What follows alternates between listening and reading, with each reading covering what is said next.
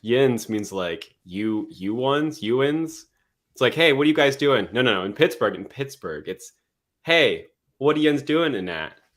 That's how it goes.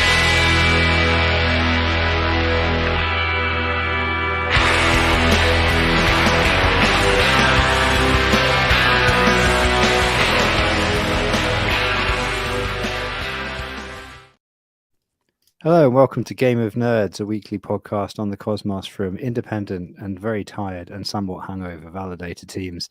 I think these lads are still recovering from you did some boozing in East Denver and it's like at altitude or something, and all I saw in the group chat was complaints about hangovers. That's basically that's basically sums up the whole It was just like, I was like, how's it going? And there was, I think I got a picture sent of like Schultze in one morning having like what looked like a kind of hangover smoothie.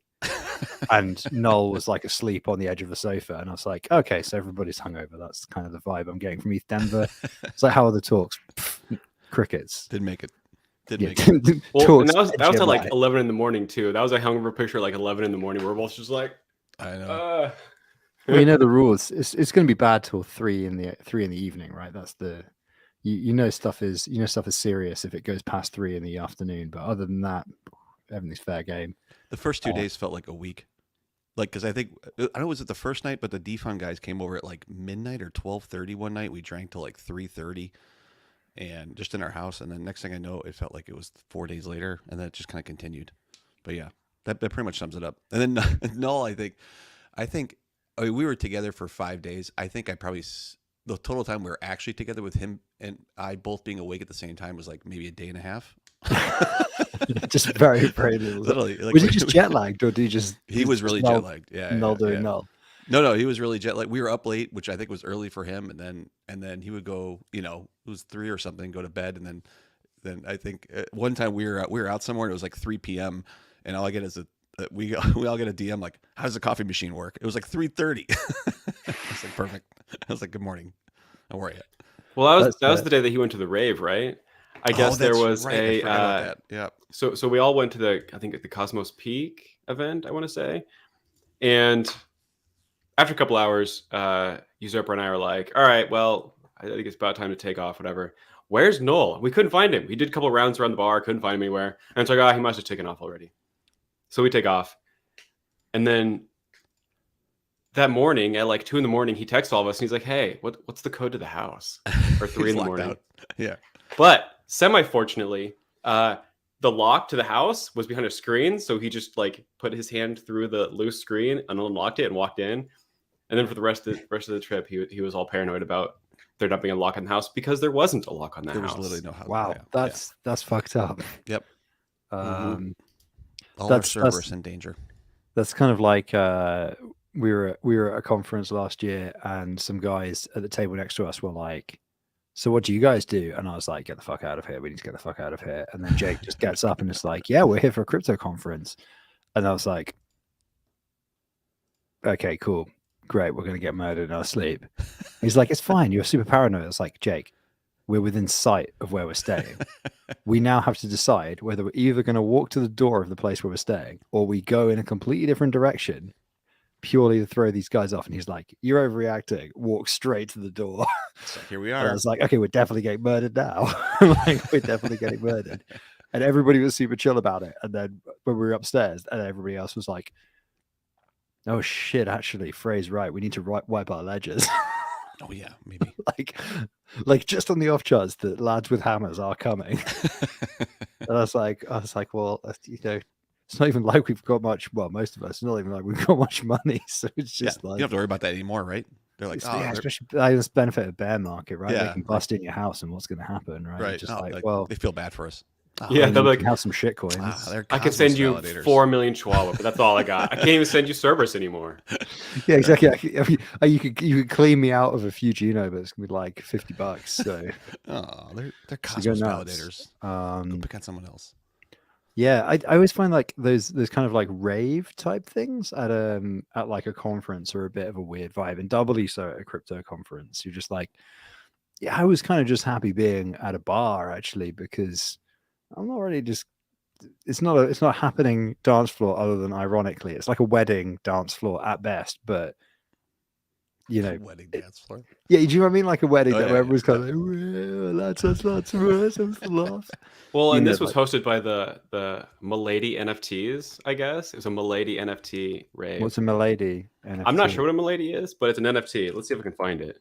Yeah, open But- source or something. Tell me that doesn't sound just insane levels of awkward. It sounds quite awkward. Like, I'll be honest. I'm not sure I could ever show my face in public if I said that I owned something like a Milady NFT.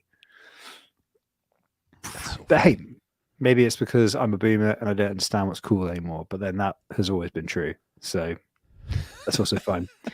So in conclusion, then ETH Denver basically an excuse for a piss up. Everything else secondary. Yeah, I Happy think days. so. Yeah, the Cosmos stuff. There was a lot of Cosmos stuff before I think we got there, which seems to be like a recurring thing where like ETH Denver gets announced and then nothing happens in the Cosmos, and then I already have plans, and then oh shit, here's 5 days beforehand where all these things happen. Right, like it's usually last minute, or at least it seems like it's last minute. I don't know. And so we saw some of that.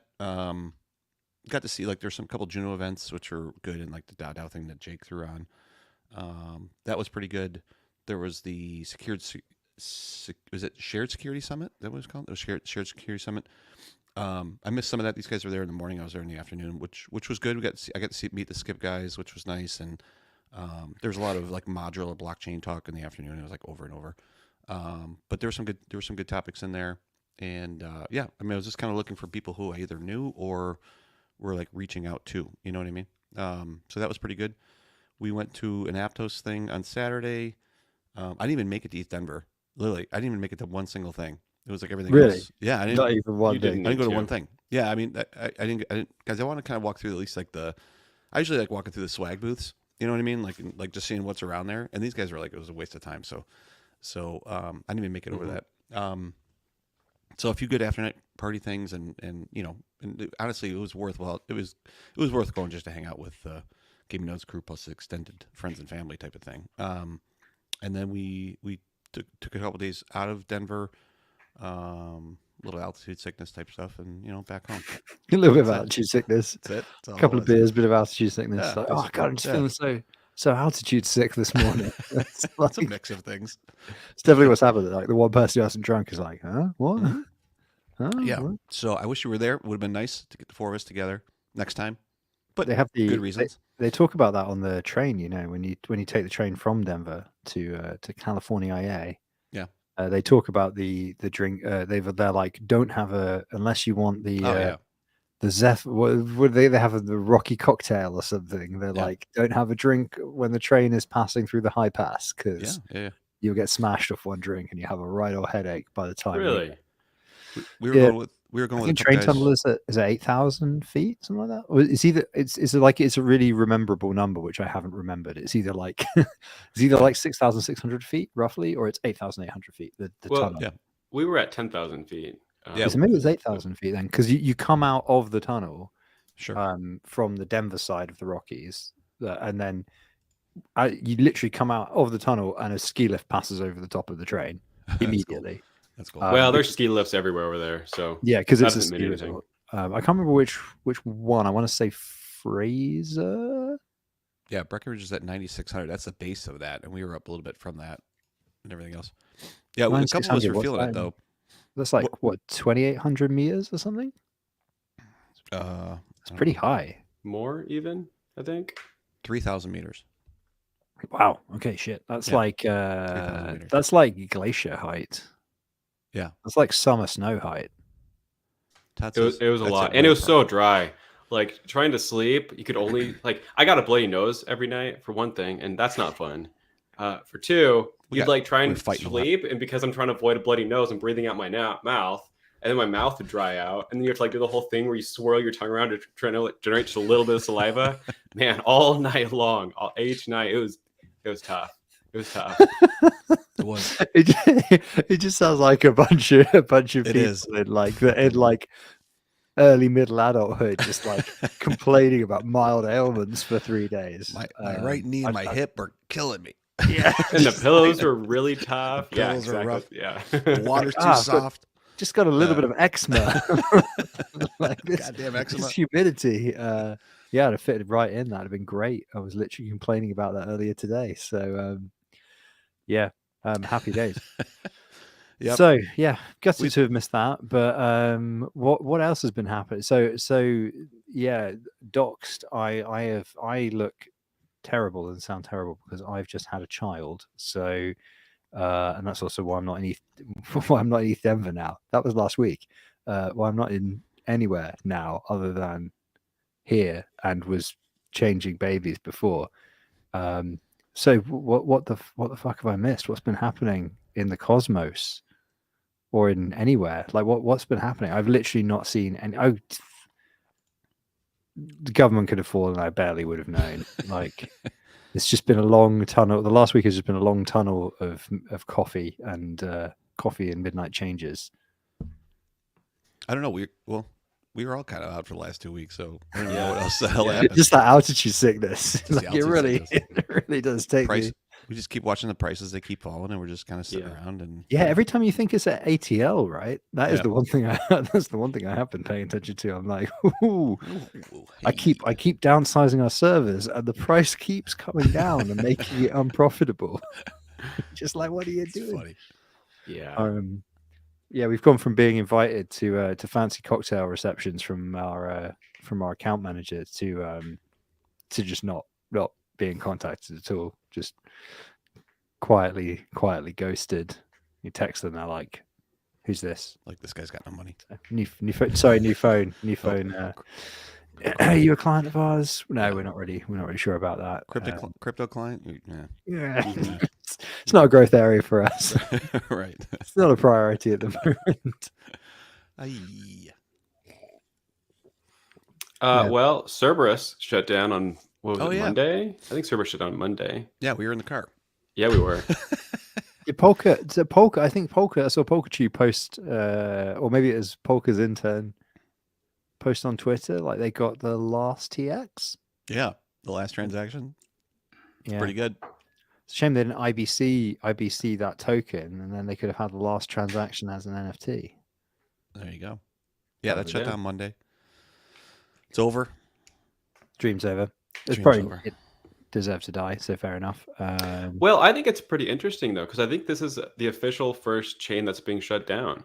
Because there's even chains from like 2018, 2019 that are still running, like Straight Edge. Straight Edge is still running. And I bet you guys don't even know what that is. Nope. Yeah. It was like, I think it was a chain, Sunny was part of it, I think, where the goal was to create a bridge between the Cosmos and Polkadot, I want to say. And that thing's still running. It has no developers. It just has like 10 validators running it for no reason. So Really? I think that's the Is it- first. Is it chain for- even IBC? No, it's not. It's just sat chugging Just- away. Just making blocks in the corner. Just making blocks. Yep, exactly right. Just playing with Lego in the corner. It's- Just quietly, just minding his own business. Yeah. Fair enough. You got to respect that. So if it's not IBC though, that's the thing. It's just like YOLO, whatever. Yep. Oh, yeah. Ramen said in the chat, dead chain DAO. So I am vaguely aware of this, which is I think this is a meme inspired by Game of Nodes, right? Which is a DAO for the chains as they die. Which, so speaking of which, Mhm. it's not dead, but there was something about Joe chain as well, right? In the last few days, that has completely blown over my head. I just I saw think- people were arguing on Twitter about something. Yeah. I'm not sure what happened there. I don't know if it's a joke or not, but I want to Maybe say it's just a joke? Joe. I think it might be a joke. I think Joe was joking that the Joe chain halted, and then I want to say that he was joking that he blamed Notional. Like at the end of the tweet, he says, "Oh, and I blame Notional for this." And Jacob was having absolutely none of it. But- He came out swinging, and then he put out a big old post about how like he has to take accusations like this seriously, and I don't know, but I don't know. I've nothing to say. Is there an actual? I mean, that website is gone. Because it used to be like Just Joe or something like that. Is that what it was? JustJoe.app, I think. Yeah, something like that. That website's gone. He says it's halting. Like, but I'm not sure. Is he? I don't know. Maybe It'd be a they weird just- thing to say. Maybe they're just halting it before somebody IBCs it, and then they get done for money laundering. No I shit. thought that they had already IBC'd it. I thought there was someone like JunoSwap or something. Oh yeah, we talked about this a little bit in Denver, right? Yeah, like maybe this guy, maybe his attorney and or accountant kind of stepped in and be like, "Do you know exactly what this means that you have a token in your name with some sort of IBC value on it? Are you aware? And how many of those do you own?" Yeah. Like, Fuck. that might not be a Fuck. great position to be in. Right. But there you go. Rama's in the chat saying Potmo says like 60% of the supply staked, so he can hold it on his own. So presumably, there's actually some kind of in joke here going on with Potmos. Okay. One must assume. I haven't done my research because I've not been at the computer. Other than it's not obviously related to Cosmos, but we've been doing some stuff on Aptos, which has been pretty stressful. I've got to ask: is that a Hako soldering iron on your desk, usurper? Yeah, it is. Is it an FX 8888? That I don't know. Temperature controlled. It is definitely temperature control. I'll get you a model number while we're. It's the good one. Because I just had a sudden moment of recognition. did. It's been He's bugging me for I don't know how long. I was just like, that thing looks Oh super my familiar, God. like a thing that I own and not so much enjoy, but I respect. It And is then I was like, it it's is a FX888D 23BY. Is it sad that I got the model number? I don't own You that did get- exact model number, but you I did respect get the three shit out of eights, that right? model number. Oh my goodness. Oh dear, it's a so funny funny. thing. Funny thing, sleep deprivation. So I mean, back to the Joe Chain thing. To be honest, even if we were not for 2 weeks, we wouldn't give a shit about this topic anyway. no, Yeah. I mean it is a chain to test out features. I mean, at the end of the Mhm. day, I think it basically is a meme where the meme is that Reese wanted to get better at doing chain development. Mhm. And so did a bunch of stuff on JChain and used it as a learning platform and launched it as a joke, and it's still live.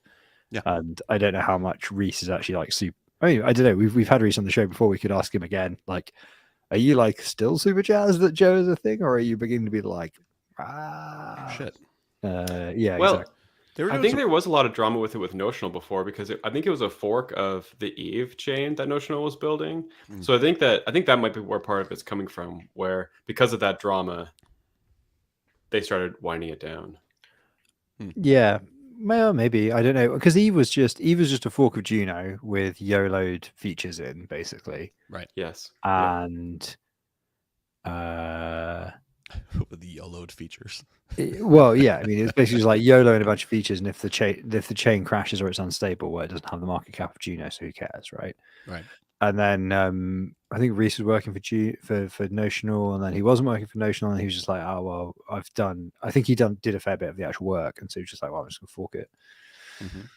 And YOLO it is Joe Chain, and then it was just like, oh, actually, well, you can just work on Juno, and we can just instead YOLO features onto a test net, and then that if it crashes, that's a test net, and if they work, then we can just put them into production, and that's another way of doing it. And so that's I think basically what happened there. But yeah, there kind of seems to be like an ongoing sort of beef in some a bi-directional beef in that area, isn't there? But it doesn't really seem worth getting into. There was just said that there's an explanation of Joe Chain in the README on GitHub, and yeah, so I posted it in the chat. You can read it. It does have to do with Notional and like the story behind how Joe Chain became a thing. There was some cool. I do like I mean, we talked about this before, but the idea of like creating something that can be a fuck around chain and try some new things and something else that has no monetary structure to it. It should never been IBC. I don't understand that piece, but because I think one of the ones that I commented on a little bit ago was like Reese was building it where you could only vote yes or no with veto. So they got rid of no and they got rid of abstain. I was like, actually, that's a pretty good idea for the Cosmos SDK. I kind of dig it. When you come, like you gotta when you bring a proposal, you gotta come correct, right? So either it is or it's gone. I kind of dig that. And I was asking him to make it where validators don't vote their stake, don't vote non-voting shares. to just make it to lower the quorum, like just make people vote their own bags, see what happens. I'm kind of interested to see what would happen with that. But so anyway, I'm not sure what I don't know, really care about the notional drama.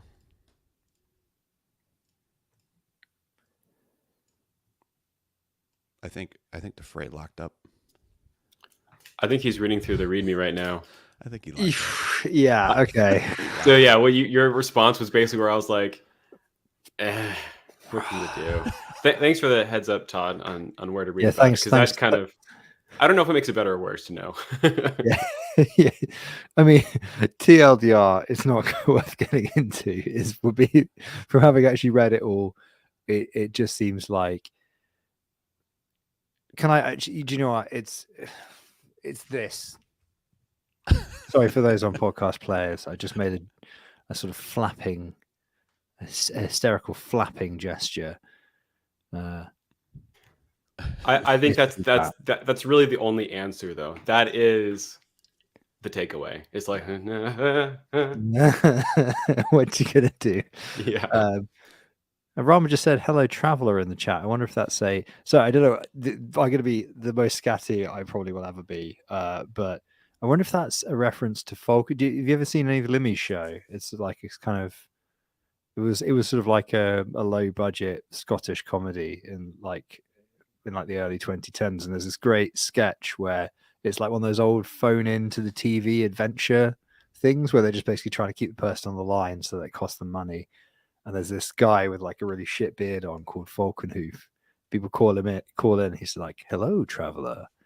It's a great sketch, and it just has, because like a bunch of the sketches, obviously, because it's set in Scotland. Like he's like, "Hello, traveler. Would you like to come on an adventure?" And there's just like an irate Glaswegian mother being like, "My son called this line, and he cost £30." And then it's just very funny. It's a very funny sketch. Look it up. Let me show Falconhoof. Look up Falconhoof. That's I feel like this is a case of where Occam's razor is the right answer. Noel pops in, says hi, so Rama says hello, traveler, because Noel's in the US right now. I think that is the actual answer. I'm just saying what I want to see. What can I tell you? But that could also be it. but your answer could also be it. Yeah, let's see how contrived we can make hello, Yeah, traveler. who knows? Yeah. So what other stuff? I know one other thing that I do know has happened is that obviously Core 1 on Juno has expanded, and myself and Maximilian, the legend, the Wombat, have joined Core 1, and what we've been doing recently is some. Okay, I want to say I was about to say it's like a corporate away day where we're doing trust exercises, and Wolf Contract is catching like Jack's just falling back, and Wolf's catching him. And it's all that kind of stuff, except there is a little element of that. Like there's a little element of the of the Core 1 team going away to a spa day to work out like what the fuck to do with judo for the next year. And no. And there is actually like it's very, very well broadcast. There is actually now like a mission statement for Juno, which is kind of cool. And the way you know this is because it is the Twitter header of the Juno network on Twitter. But that's, it's better than nothing. That's a start. There's a mission statement, which is Juno is the Interchain DAO hub. There you go. Single line mission statement. Okay. And that's not really a mission statement. That's like a statement of fact, right? It's a statement of fact. It's a statement of what the chain's about. It's a statement of all of it. And then there's a prioritization process going on. And this is kind of the fun thing, I guess, because from my perspective, I'm looking at this, and this is basically what the same type of consulting stuff you used to do with, like, you go into like a fucking bulk paper sales company, right? And they're like, we're getting murdered by people that buy their paper in bulk on Amazon. And you're like, okay, so I guess what you got to do is like hire a couple of developers, build a platform, streamline some of your back end processes, write some priorities for the next year, and then refine your business practice, and then hey, maybe you'll be profitable again. And that's kind of like, yeah, turns out this the same stuff everywhere, right? It's all just operational stuff that's happening everywhere is the hard bit. So away from all that, now that you're part of Core One, tell me about like the dynamics. Bring us into the fold of the Juno Core One dynamics. And what's it been as a new member of a team that's existed for a long time that I'm sure has a lot of built-in opinions about direction and each other and those types of things? Like, have you felt like an outsider in a closed meeting, or have you felt like this group was waiting for some new viewpoints at a Core One level? Yeah, I think there's It's too spicy. so, It's not too spicy, right? yeah, well, I guess, being completely frank, I think there's the thing of like you're never going to fully be. I think the idea that Core One is sub DAO is like basically fucking not true. Okay. It is in name only, but it's not, because it is recognized by people as being the founding team, right? Yeah, sure. And the reality is, like, people like me and Max, like, we've been with Juno like pretty much since the project started, like, so like the Discord was launched and stuff, like, Yep. but we're not like founders, and there is always going to be a power imbalance as a result of that. And I think unless everybody from the founders left and it was all new people, you would always have that dynamic. And then you would probably have a similar dynamic where you would have people who have been there longer. And that's, this is why you have fixed terms in office, right? This is why you have to have Correct. turnover. This Yep. is why you have to have. So at the moment, it's basically like a board, Yes. albeit a slightly dysfunctional one. Yeah. Or has historically been dysfunctional. I think it's actually, like all groups of people who are trying to coordinate, from a bike club to Core One, they are more dysfunctional on the inside than the outside in some ways than you'd think, and they are less dysfunctional on the inside than they look on the outside in some ways, and they're not usually in the ways you expect, right? And it's always just interpersonal dynamics, and it's just the same with any group of people you find. That's Right. just Right. you throw together 6 random people, which is essentially what happened, or 5 random people, and that's how you get into a position where obviously it's going to be there are going to be weird dynamics between some people and stuff. And I think the interesting thing about it, I guess, is it's in its current form, it's more like a kind of advisory board, and I guess that's how I kind of see our involvement. And it's weird because I sort of see it from the company's perspective. This is just a thing. We've been asked to do it. Mm-hmm. We are there as a representative to do essentially what we normally do when we do corporate consulting, which is trying to push things along and and put structure around things and whatnot. And then I guess the biggest within, so there's 2 dynamics. There's one which is founders, and then there's new people, which is me and Max, and then there's a second dynamic which is devs and non-devs. So there's sort of Dimi, Max, and Jack, who are more kind of developer-y to different extents as well. And then Wait, hold on. Max is a developer? who did I say? Did I say Jack? Although I might have said Max because they sound similar in words, or they both have an A in them, and I'm tired. Okay. But not And Max. so Jack, Dimi, and Jake both are all. Oh, did I say Max instead of Jake? I think so. Anyway, Man, I'm just so tired. But those 3 are like primarily devs, and then Plus Block you. and Wolf are primarily sort of marketing, community focused. And then what's happened with new people coming in is, like, again, Max is kind of more marketing, community, and I guess the thing is, actually, Max has always been he's very good at like tokenomics and strategy and all that kind of things. He has like a really strong understanding, but also like a really strong intuition for how all of that works and should work. Mm-hmm. So, which, you know, to be fair, like Wolf, I guess, did a lot of the tokenomics and stuff like that. So maybe that's the thing that Max and Wolf have in common. So there's a few different, like, I guess, pockets of interest, and then there's obviously, like, you know, obviously me and Jake, like, I fucking rip the shit out of him all the time for the DAOs thing, but like obviously I think DAOs are important, and like I'm just not a maximal. I'm not a maximalist about anything in my life, really. You know what I mean? I think they have a really useful use case in a really specific set of circumstances, which is exciting and interesting to talk about and work on. But Not the solution for everything, right? Yeah, right. yeah, same as blockchain, same as anything. Yeah, you know. right, right. You know, there's very few things in life that are black and white, good or bad, or you should be maximalist about. You know, even like you buy a fucking Korg monopoly, right? You're not going to put it on every track you write. You're going to, at some point, you're going to get bored of that synthesizer, and you're going to be like, I might need a different flavor now, a different flavor of 80s synthesis. Not the first acronym or idea that I would have used in that situation, but I understand what you're saying. I was just I'm looking out of shot at a synthesizer, and so for some reason I was reminded of the excellent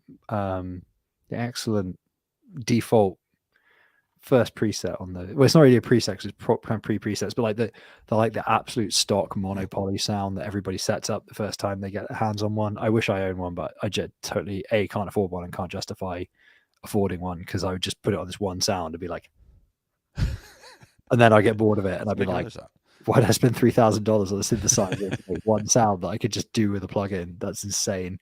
Are there any term limits on Core One now, or is that's not going to happen, or is it? No, I think. Well, I think is it just going to continue to grow as? Yeah, I think it's kind of the opposite problem, where like, so one of the interesting things about the structure of Core One from the beginning was about trying to incentivize the people to stay around and actually not rug Juno, essentially. Right. Yeah. There is no incentive mechanism in place at present of any kind for new people, and it's not really clear how that would work either, because long vestings and stuff, and also like the tokenomics themselves, like there's a lot of questions, and there's also questions about like how you, I mean, this is the same as the teams funding questions that we've had in the past and stuff. Like it's all part and parcel of the same thing, which is that it's very easy to find the money to fund things when prices are high. It's very hard to work out how to fund things when prices are down. And it's also, you know, you're always kind of working around the fact that you're pricing in risk for the people involved. Sure.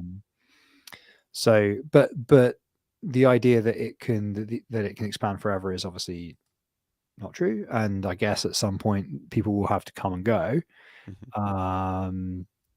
And yeah, it will be interesting to see how that develops. I mean, I think I suspect it will end up being something like a by-election, where, you know, if somebody secedes or is asked to secede, then there's an election triggered for that place. But I don't think we're really in a sophisticated enough place yet where we can sustain an actual functional election. Like, I mean, elections are obviously popularity contests, but they are even more so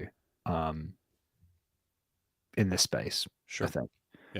They're either a popularity contest or they're nepotism, basically. And, you know, let's be brutally honest about this. Max is there on Core One now because of popularity, because he is incredibly strong advocate for the community, is incredibly visible, is amazing at what he does. And I'm there because of nepotism, because I'm fundamentally well known not by members of the community. If anything, the one reputation we have there is actually quite negative because of Prop 16. But, you know, obviously with the validator team, with the dev team, with everybody around, like, we're very well known for our contributions as a company, and I'm very well known individually within the Juno thing. But yeah, are we even the right people to be on Core One? That's another story.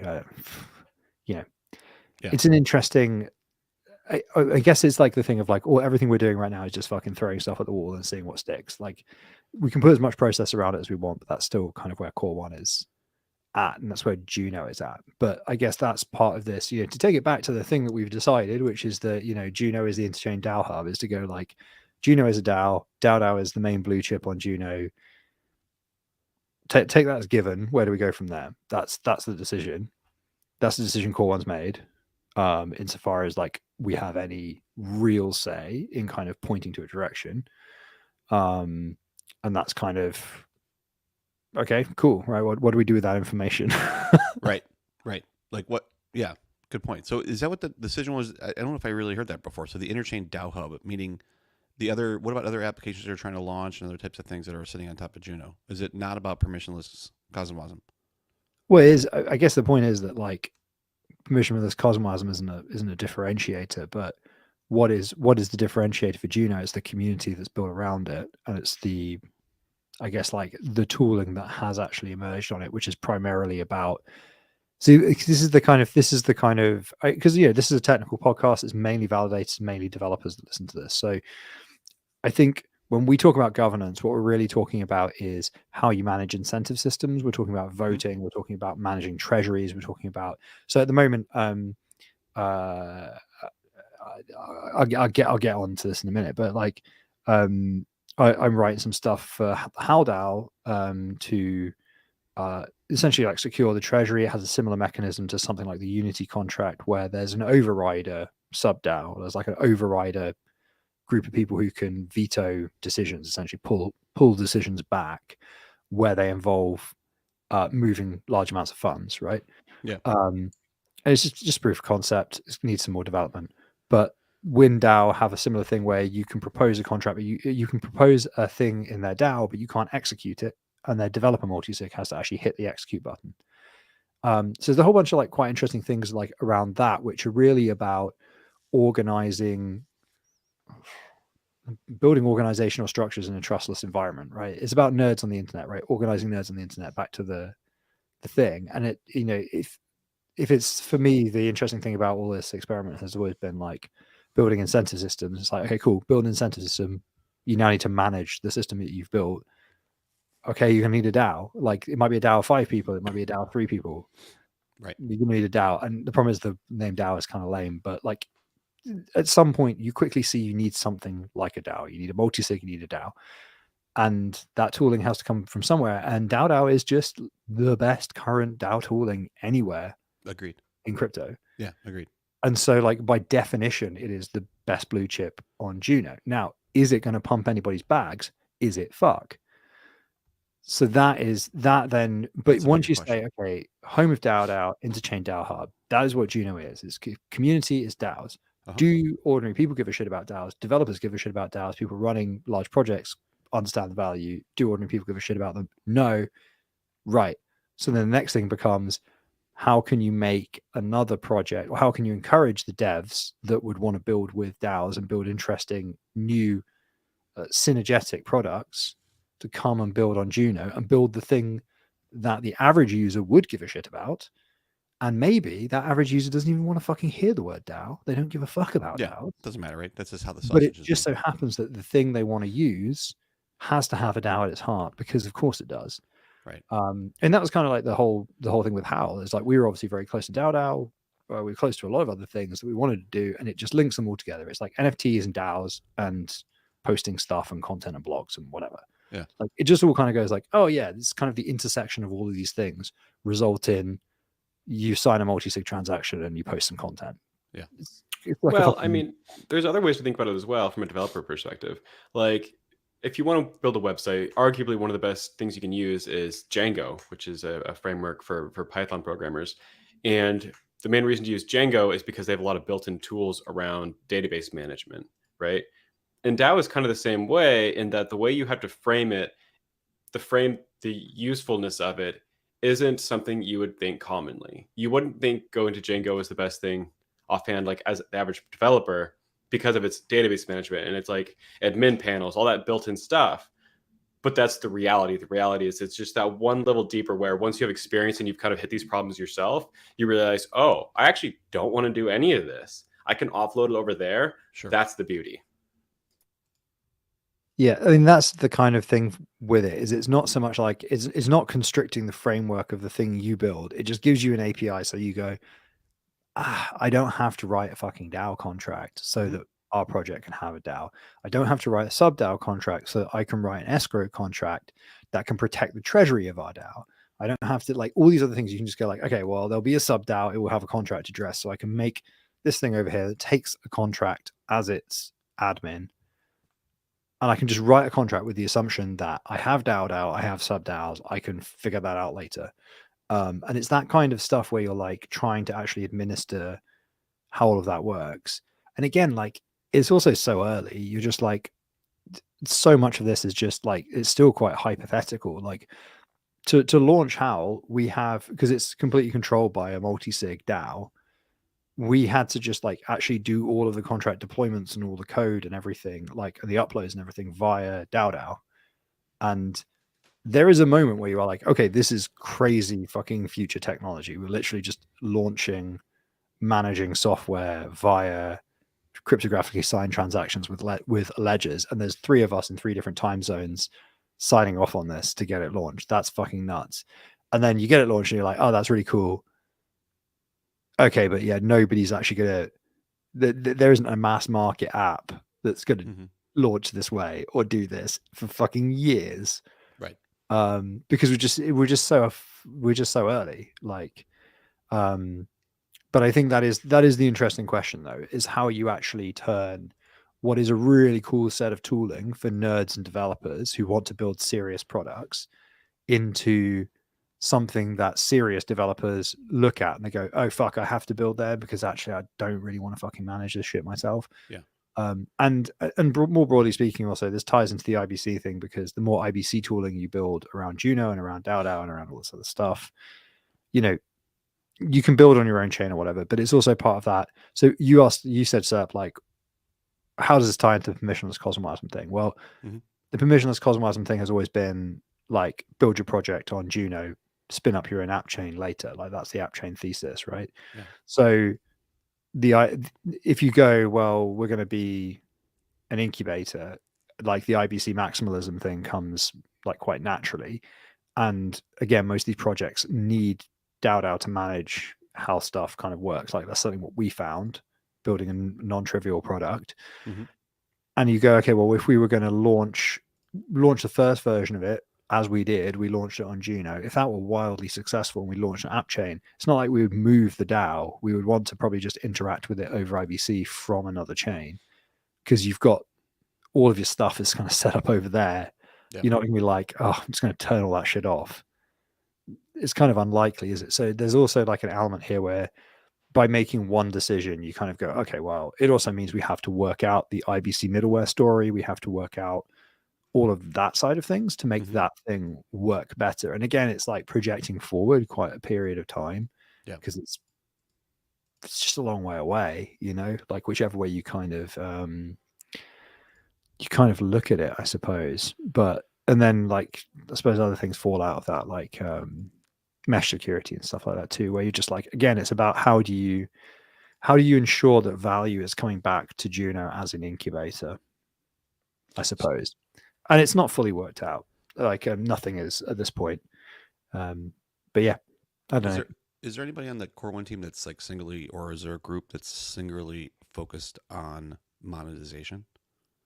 On monetization of the Juno token? Of monetization of the mission. Like there's a lot, like everything we just talked about, and also most of these DAOs are about like spending.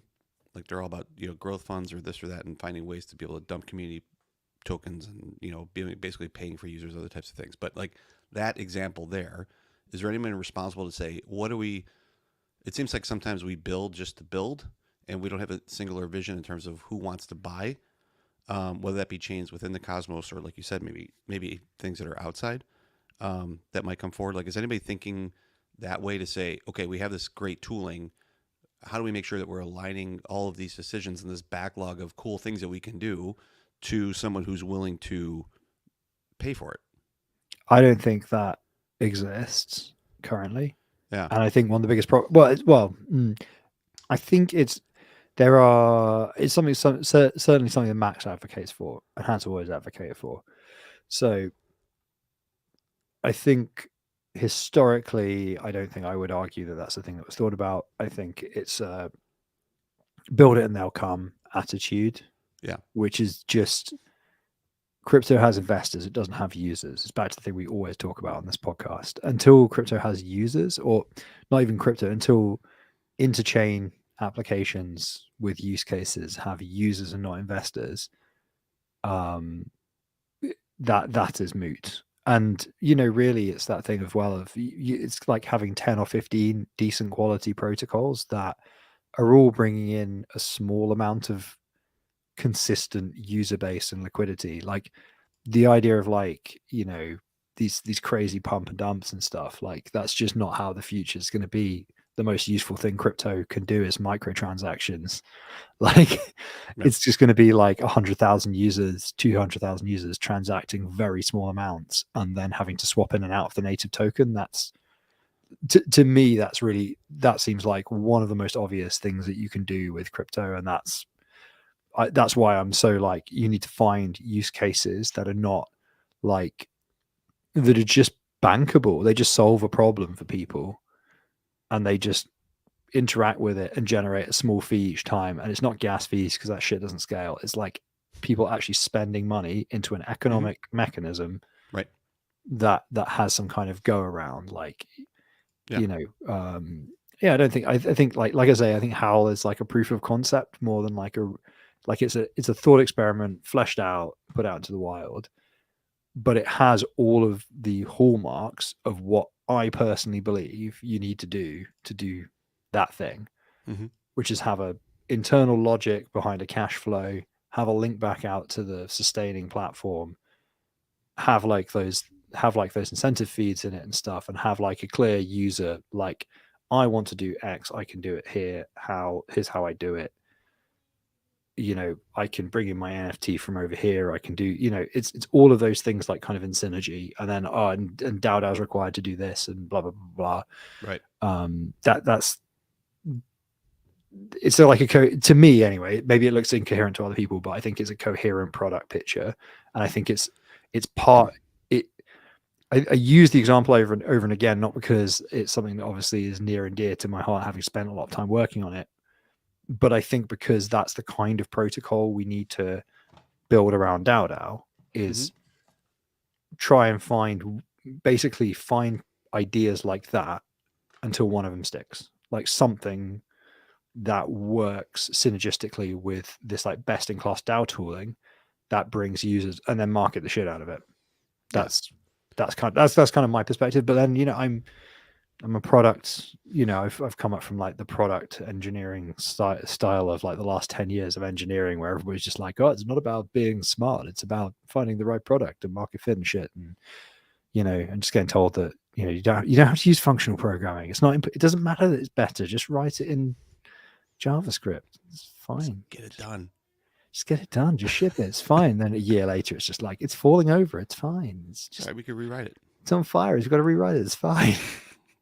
That's right. I think the one thing we're really missing right now, like I was using Howl for a little bit, right? But I made the poor choice of using my Ledger wallet as my Howl wallet. And so everything I had to do, I had to sign, right? Yep. And that sucked. I think that one thing we need to figure out some method for is like giving a browser some form of like Auth-Z access where the browser has a certain amount that it can use as like discretionary spending. So you can still hit, just send, and it doesn't require you to actually like double click to confirm or to hit the ledger or something. I feel like there has to be some way of bridging that gap of like some types of transactions you're giving the browser to just do. Like maybe not even just a transaction, but maybe like, I don't know. That's the only thing I can think of right now. Weaver from Howl did a proof of concept, something like that, where you essentially you basically pre-auth and escrow a small amount of funds.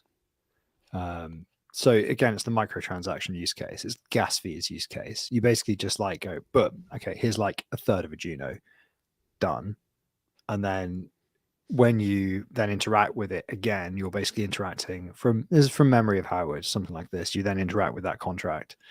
So it's kind of just like, oh, okay, boom, okay, oh, it's just done the thing. Okay, cool.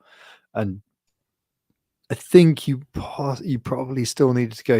I think the only thing is you probably still need to go through a ledger because you had to sign a transaction from memory. but I can't remember. Like it was pretty smooth. So maybe it was actually some kind of switcheroo involved. It's so long ago. This was like, I don't know, last summer, maybe earlier. They just showed something because they were just like mucking around with like BB posts basically, and they were like, "Oh, okay, you could do this." It's pretty cool. I think the code's still on GitHub somewhere. Can't remember if it's in Hal's GitHub or if it's in Weaver's GitHub, but I mean, that's a cool idea. You sometimes do that when you do cloud things where you prepay, let's say $100 or whatever, and then they suck that dry as you put server costs up. It's the same idea. that's how Akash worked, isn't it? Yeah, that's how Akash works. Yeah, exactly. You And I passed think that's tense in there, didn't I? Well, yeah, I guess yeah. But I think that type of use case is absolutely necessary. I think that there is too much expectation that in the crypto space in general, that every action you take requires like a full execution.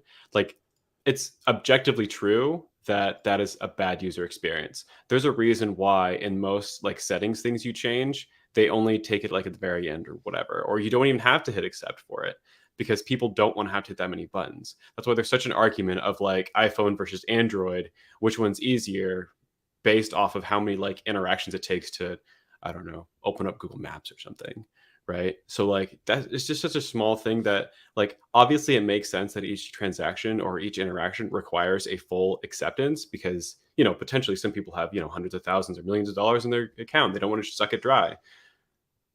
But there's got to be an in between. There's got to be an in between. Yeah, probably. I mean, I guess it all comes back to like what is an account? What are the levels of escalation that are required to do? I mean, if you have like, so like maybe a good example is like if you have a bank account, you can have like a, I don't know what you guys call it in the US, checking account, whatever. You can have like you basically can have like a cash card, which is like a debit card, and then you can have like a credit card, and then and also every bank account actually has a limit as well. It's just that it's usually quite like relatively high. So I don't know, probably like a couple of $1,000. I don't know how many £1,000 or dollars it is before your bank calls you up and goes, "We've blocked this transaction. You need to authorize it properly." But it's a few $1,000s, isn't it? If you've ever had to try and buy a car or something, I feel like that's the sort of thing where you need to do like a bank transfer in branch or something like that. So yeah, there's even within traditional banking, there is like an implicit escalation or contactless, right? Contactless it used to be £25 and then they upped it to 100, I think. But most banks allow you to set a level you're happy with against your card. So you actually have user controls there over what is effectively what you're describing, Schultzy. Like if it's above £50, then you got to sign the transaction. If it's below whatever. But I mean, the flip side of that is like, would you want to be the person who implemented that bit of code? If it's below X amount of X denomination, then that would need one hell of an audit. Yeah. Well, and dude, I think we'd also need some level of notification system at that point. Right now, if I send a transaction on Kepler, you don't get a notification for it. There needs to be some sort of aggregate of, okay, so I've got this thing set up so that something like I can just hit go and it'll take out 1 June or whatever. But if something doesn't happen, then I can be notified somehow. Because that I think there should be some level of like, not a central location, but there should be like maybe built into wallets. But that's also something I've been thinking about with the whole Venmo thing I've been thinking about building, where like if someone sends you a request, then like you need to be able to find out how somehow without actually creating like a bot that monitors the chain. But God, user experience things are so difficult. Well, that's why I'm a backend engineer. Well, I think you've also hit on something, which is like at the end of the you can't stay away. Welcome. Oh, Where are shit. you? Okay. Right. At the end of the day, like most successful like use cases that use the interchain that aren't so the DAOs is an interesting one, right? Because it could literally be a group of nerds on the internet who are completely across jurisdictions and will never meet each other, right? It's like you can have like totally pure online interactions that are completely novel, that just didn't exist 10 years ago, didn't exist 15 years ago. Well, did exist because they were IRC channels back then, but like they have a new expression, right? But then there's all these other use cases where it's just like, oh, it's basically a Web 2 company, but it would make more sense to model their business as an incentive model, like you're describing, like Venmo, like the thing that Peter Sunday did after Pirate Bay, Flatter, where it's micropayments to content, where you just hit a little micropayment button on a piece of content you liked on the internet. It was just a little embed. It didn't work because the banks, it's really, really expensive to do micropayments. But that is an amazing crypto use case right there, and way ahead of his time. Flatter would work as crypto, but do you give a shit that it's a blockchain? No, that's just that is just how it's implemented. The majority of that code base is a web server serving the embed and then a WebSocket notification. So it's kind of like, to your point, where you're like, okay, well, we need notifications, we need all this other stuff. You're like, well, a lot of these actually potentially quite successful use cases, which can now be built with blockchain that couldn't have been built 10 years ago, a lot of them will be not blockchain for their users. They won't see it as blockchain. And the actual blockchain component, that maybe there's a smart contract there somewhere, but the majority of their stack will also not be blockchain. It will be a WebSocket client. It will be a web server serving an embed. It will be, some kind of streaming store just reconciling the messages. And at some point, there's a smart contract in there. But who gives a shit? But this is why, like, I'm just not. Again, I'm not shitty about central bank digital currencies for the same reason, because like, who gives a shit what the micropayments in? The interesting thing is the blockchain, right? Is the technology, and maybe IBC as well. Well, yeah, I mean, it's very rare that I learned that a certain like app that I'm using has a specific database, and I'm like, wow. If I'm using Lyft and I find, well, okay, if I'm using Lyft and I find out it's running on like MongoDB, I'll be a little surprised. I'd be like, well, that thing is scaled pretty well. All right, well done. Or SQLite or something. But like, that's such a thing. Like, if I hear SQLite 3, are you kidding? exactly. Yeah, if I hear things on Postgres, I'm like, I don't care. And it should be the same thing with blockchain. It should be, I don't care. It's just the database. Like, yeah, it enables all sorts of cool things, but for the end user, do not care. I do not care.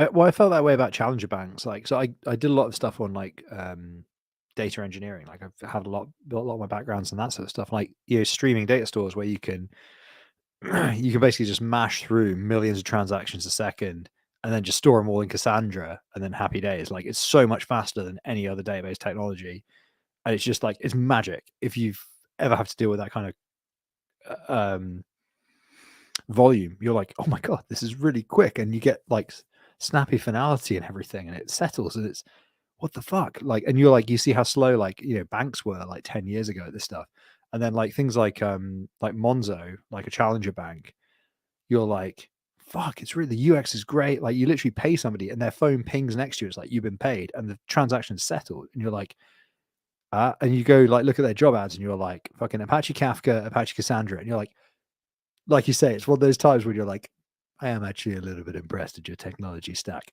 in 2014 or whatever that was. Yeah. But Whereas now, if you were like, I'm building a challenger bank, people would be like, oh, right, so you can use a streaming store in a database, right? Yeah, of course you are, because that is the correct way to build this thing. And like, maybe in 10 years, that will be the case. It'd be like, we're building this thing. Oh, is that a ledger underneath it? And yeah, of course it's a ledger. Duh. exactly. Yeah, we're just not quite to that point yet. But that's the thing, right? It's like there's so many tech questions and tech answers, and a lot of us are so enthusiastic that we're willing to like squint away the shitty user experience side of things. Like using a ledger, I like my ledger. Like, it's got cool stickers on it and stuff. Like, come on now. But not for But everything. let's be real. One of Like, those stickers says that his password is 0000. yeah. But let's be real. Eight zeros. Most people don't want to spend $180 or $160, whatever I spent on my Ledger Nano X, just to hold crypto. Like, I don't have $180 wallet for my credit cards and stuff. And like, I guarantee you my credit limit in that wallet is higher than all the crypto I have. So it's like there's so many user experience. That's only because the bear market is not your fault, Schultz. You are better than that. You are better than that. Like, I hate to tell you as a friend, you are better. It's not your fault. Yeah, exactly. But that's But also, like, you go to a store and you bust out your wallet one time at the very end, right? You bust it out one time versus, oh, I want to go make a swap on Osmosis. Let's transfer the Juno. So that's one transaction, just do the IBC over. Let's do the swap. And then let's perhaps IBC out the Atom and then send it to Coinbase. So 4 transactions to like get money out or something, right? It's just a completely different thing. Would you remember like early days? No, not super early days, but early-ish days of Bitcoin when you could just transfer Bitcoin via the mobile app with the QR codes? Like you created a wallet on Green Wallet or something like that, and you were like, you showed somebody a thing, you approved it, and it was like, bam. Like, friend O the show. I'm pretty sure this was actually Ben Davis, friend O the show. So I mentioned Monzo earlier, Challenger Bank, kind of archetypal, making the UX and stuff good. You know, everything went contactless with them straight away. It was just like tap, you paid, happy days, amazing. One of the founders was a Bitcoin maxi. It was like a stealth Bitcoin maxi, and like the first time I used Monzo, I was like, this is the first time I've used a bank where it feels like that. Because obviously the problem with Bitcoin is it's super slick until you're like, oh, the money hasn't arrived yet. There's like, even in 2011, 2012, it was like, oh yeah, it needs like 8 what's it called, like confirmations. You're like, oh okay, so it's so close to perfect. But it turned out that there were people watching that and were like, wow, this is really good, except that what people want to see is sub-second finality.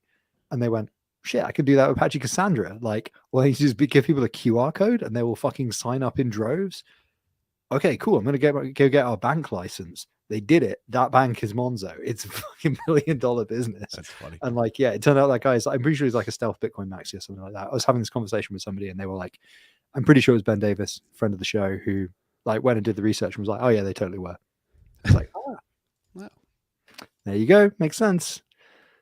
So you're right. Like UX is everything, man. Like Going back to the DAO thing, that's exactly what I was trying to say before. It's tough to just randomly keep adding shit until you have a clear direction on some of these UX pieces, and I think it's easier for DAO than it is for Howl. Howl, from a consumer perspective, you have a lot of voices, but DAO really is like you're really, I mean, you're marketing to consumers, like individuals as well. You're primarily marketing to chains or organizations or other types of larger groups that already have they have a management problem, right? They have an organization and communication and voting problem. And I think even spending some time to identify who those possibly could be, whether they're in the Cosmos or out, and then coming up with a list of like how do you guys deal with this? What are the challenges? Like a little bit of ideation there, and then come back and build a little bit like a roadmap towards that. I do think that if you just keep adding shit, like Jake and I were talking about this actually at ETH Denver a little bit, is there's so much there, and it's so wide open that it makes it very difficult to take this massive amount of functionality and apply it to the problems that they have. And like how do you, he's like, yeah, we want to create like a DAO how-to and those types of things. I'm like, that's somewhat beneficial, but like some repeatable patterns, right? And actually going back to Schultz's Drupal example, really what this is almost like Drupal themes. Like you need like DAO themes. You need to have pre-built kind of themes for, here's a large organization that has a board problem. Here's an individual who wants to figure out voting for Clippy. You need Clippy for like you should make Jake as like Clippy. It looks for like a condo it's association. Right? The other thing I thought about this too is like I was talking to the guys from Loyal. We had Mike Waters he's been on like, or I forget what his actual name is, but Mike's been on. He's been in the chat here, and like they're building like a structure for loyalty rewards that eventually might have value, and you can like buy from multiple sites and use those loyalty rewards across multiple sites. So right now they're not doing any of that. Like they have it where each individual site, if you buy something out of an individual site, you get these you get LYL behind the scenes, and so they're actually creating wallets behind the scenes. On the API side, so from the end user perspective, all they have is a login to a website, right? For the piece. Then behind the scenes, they're actually creating a mnemonic behind the scenes.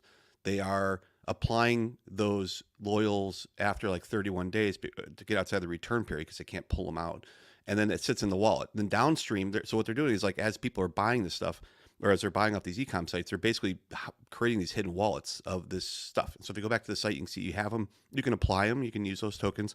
or discount on the next time you purchase something, et cetera, et cetera. And then downstream, what they're like thinking about is like, as this grows, how do we turn this Web 2 slash Web 2 problem that has a Web 3 component to it today, but it's hidden, into something that maybe now you can use them across site and you can build a market around them and like all those other types of things. And so they're kind of like stealth mode where people are using this, but they're not really sure. Like this same thing, that same idea you could apply to DAO. Like, I don't need a wallet. Like the wallet piece is maybe for me because I'm an experienced user. But if I want to build a condo association that has everybody just logs in with their Gmail account or whatever the hell it is, but behind the scenes you're creating mnemonics and you have it in DAO and like there's voting there and there's like the structure and I can present that in a way that is extremely easy for the user. Totally works. Like. And then maybe down the stream, maybe those individuals can, they're only DAO tokens, right? So they can get those mnemonics, they can do other things with them, or they can, I don't know, whatever the hell want to do. But like, this is a good there's might be opportunities because this user experience piece that Schultz is talking about is exactly right. Like, how do you get everybody who's going to use that into this Web3 world or walk around with ledgers to vote on stuff? Like, maybe that never happens, but maybe in some pieces, the technology can still be extremely useful, even though we might have to have a bridge before people are actually walking around with a ledger attached to their belt buckle. Everything you described then just sounded like custodial keys, right? Yeah, it's exactly what it is. Yeah, it's totally what it is. I was just like the regulation alarm. It's just why? I'm talking about Awooga. DAO tokens have no value. There's no regulation here. There's no securities here. Same thing same thing I was talking about with Loyal. Like those things are just, there's custodial keys. I'm just using as a function to be able to do it. But if you sit around until that world gets here, we're all long gone. Like it's like that, like to be able to use it like as a Fortune 5 organization is going to use it with shareholders to be able to vote on a DAO, like for board members through with a ledger. Like, is that going to happen in our lifetimes? Like, I don't know. Yeah, forget about it. No, but see, fucking one comment and he builds Rugmaster. You made him upset. It's actually cold as shit out here. Where are you? Yeah, where are you? Streets of Denver. I'm like outside. I'm at a cafe entrance, so it's like people like walking in and out, but the music's inside, so I couldn't really talk in there. So it's like fucking 0 degrees out here, and yeah, interesting. Somehow it's better with the Australians shoved in zero degree. Usually you're coming from like a beach or something. Yeah, this is not a safari.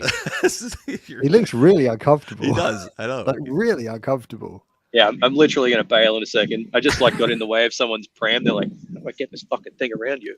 So, yeah, I don't know. I might go back to Union Station and, I don't know.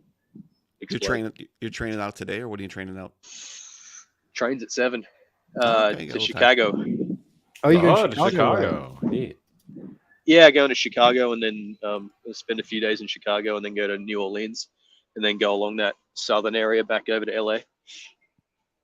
Are you training down to New Orleans, or are you flying?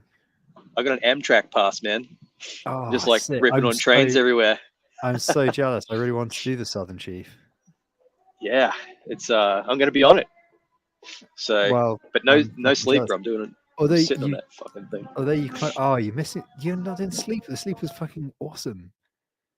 Oh well. A sleeper is like literally like a leg, like from Denver to Chicago. A sleep is like $1,600. Yeah, you need to book that shit way in advance. It's not that expensive. It's not too bad. I almost went on the the national parks vacation tour on Amtrak, which is like the one where you do the glacier builder. Yeah, you go like it's all the national parks on the west coast, on the western side in the west, and that's basically where the national parks are. Yeah, but it was like $5,500 at short notice, which is like I don't know if the price has gone up. That's a fucking lot more than I paid to buy a few Amtrak passes. Well, it was $500 for a 10 segment pass, but yeah, it was like $5,500 for this 9 days. And I was like, yeah, I'm not baller, so fuck that. I mean, the sad thing is you are missing probably. I've obviously not done the other ones. I'm sure they're really fucking sick, and I'm totally jealous. But like the Zephyr to California from Denver is like fucking cool. That's really what I'm getting on just soon. Yeah. Wait, you going to California first? I thought you just said you were going to Chicago. No, but it's the Zephyr line. Well, I'm not coming from California though. It's like Denver to. I'm saying if you go through the Rockies, go the other way because that's really fucking cool. Yes, I'm not sure what the line's called, but there's another line that's just further south that goes all the way back across. Yeah, the Southern Chief one. Yeah, so I hope it goes to Austin. I want to go, or at least near Austin. So I want to go to Austin on the way back. But I'm really looking forward to getting some fucking barbecue, man. Are you going to go up the West Coast from LA, or are you flying? No, so I'm flying out of LA. Yeah. Okay. Well, that's the train chat segment of the show completed. I'm very, very jealous. I think most I can go now because I'm freezing my ass off. Well, enjoy the observation car. Yeah, I played. So I hear the cafe is like not popular, but it's the one with the. It's got like the glass, roof and everything. So. That's the place to be. Also, if it's really quiet, quite often the train guard will hang out there, and if they like know the line really well, like a couple of times the train guard was just like, "Hey, do you want to know the history of this place?" And you're like, sure, yeah, why not? And they just like told stories, and it was like, "Oh, you're actually quite knowledgeable." And they're like, "Yeah, I'm a train guard on this train for 10 years, and I really fucking like local history and trains. Go figure." And you're like, yeah, okay, that does check out. That does check out. And they're like, I can give you a reading list if you like. And you're like, that's where I jump off. I'm actually not going to read about the Utah train system, but thank you very much. That is. So before I bail here, I was photobombing people at East Denver, and I got in one there with Funky. So I think thanks, Funky. I'll treasure that photobomb always as well. So anyway, guys, take it easy. I'm gonna go get in some warm area before I fucking die. Safe travels, dude. Cool. Have fun. Thanks for stopping in. See ya.